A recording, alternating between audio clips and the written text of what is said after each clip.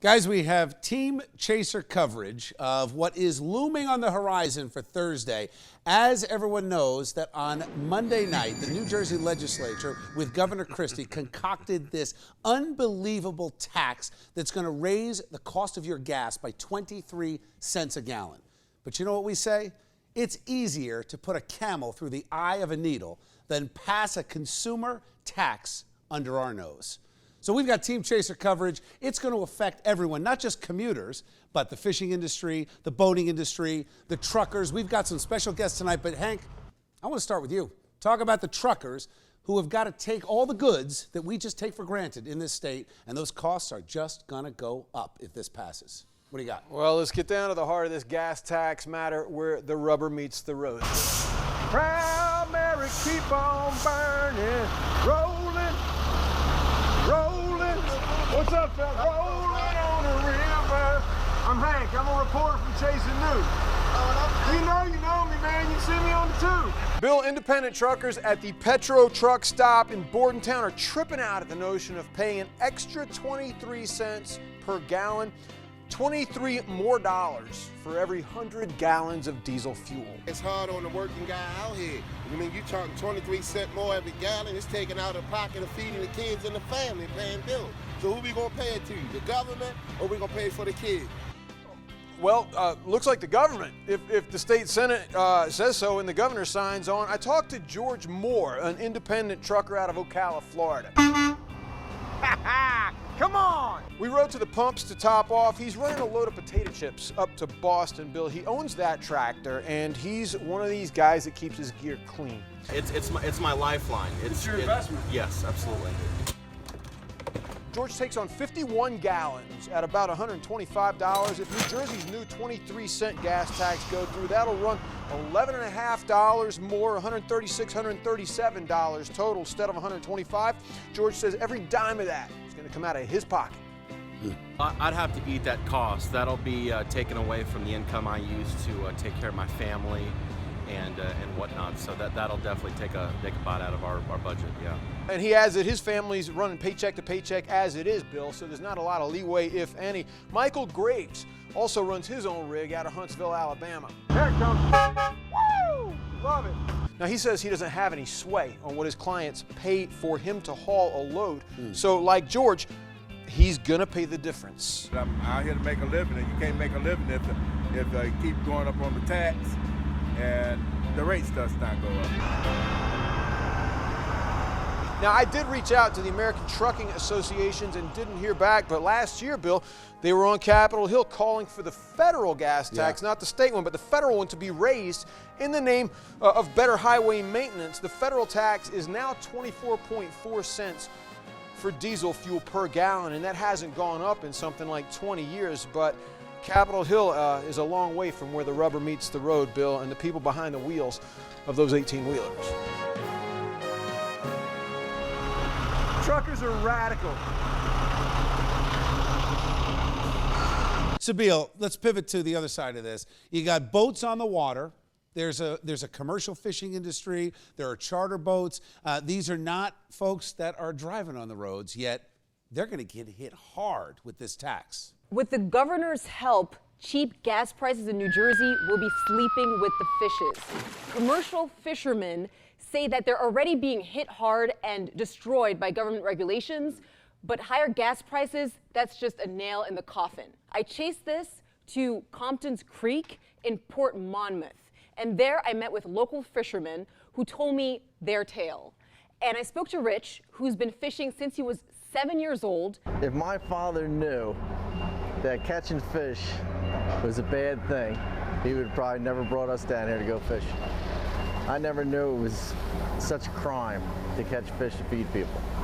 The government's made it just a crime to catch fish, feed people. That's what it is. I asked Rich how this gas tax is going to affect their way of life. How are you going to stay in business? I can't see anybody staying in business. It's like stabbing you in the heart every time they raise another tax. There is no extra income that they can create to compensate for this gas tax hike and the pinch in their wallets. The diesel used on these fishing boats is actually tax-free, and fishermen from New York actually come to New Jersey for the diesel. But that does not cover the transportation from the dock to the actual fish markets. We ship all our fish into the New York market. Couldn't tell you the exact numbers, but we probably use, 100 gallons a day, between going back and forth.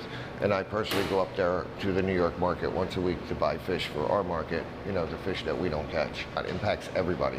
Everything's connected economically. Yes. Whether you're talking about Sibile's fishing boats or my trucks, her fish are getting to market on my trucks. And so is everything else you buy at the grocery store, at the fish market, buy 2x4s at the Home Depot. It's all coming in on trucks. So if they're paying more to get it here, you're paying more when you get to wherever you're going. You will pay more, not just at the pump, but at any store you go to. When I was speaking to the fisherman, Rich, he was saying, enough is enough. The government, they mess up, they get bigger, and they just tax. They're the ones who need to lose some weight. All right, thanks, guys.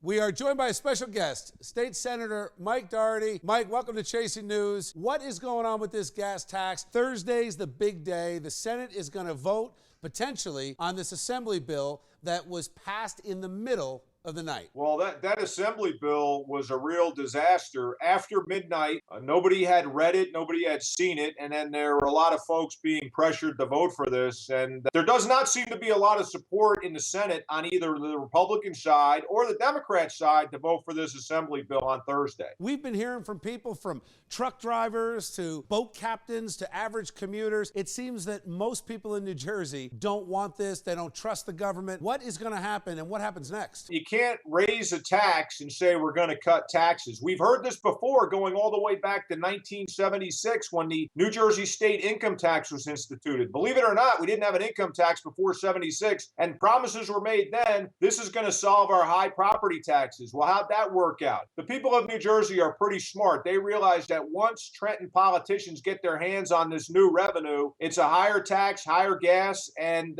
the money's not going to be spent carefully. Going back before this particular bill, if this does not go through, how do we get what we need? How do we maintain infrastructure without a new tax? They won't cut spending. New Jersey is 12 times the national average. Not 100% more, not 200% more, 1,200% more we spend for road construction, $2 million a mile. That's 4 times what New York State spends per mile. So before we ask people in New Jersey to spend 1 penny more, we have an obligation to find out why the heck we're spending so much on road construction. This bill that the Assembly passed does nothing of the sort. So we hear that there were contracts already written up and ready to go, waiting for this thing to pass and then get through the Senate. And then by Friday, contracts were going to be signed and construction was going to start. Well, absolutely. The jackals are already circling.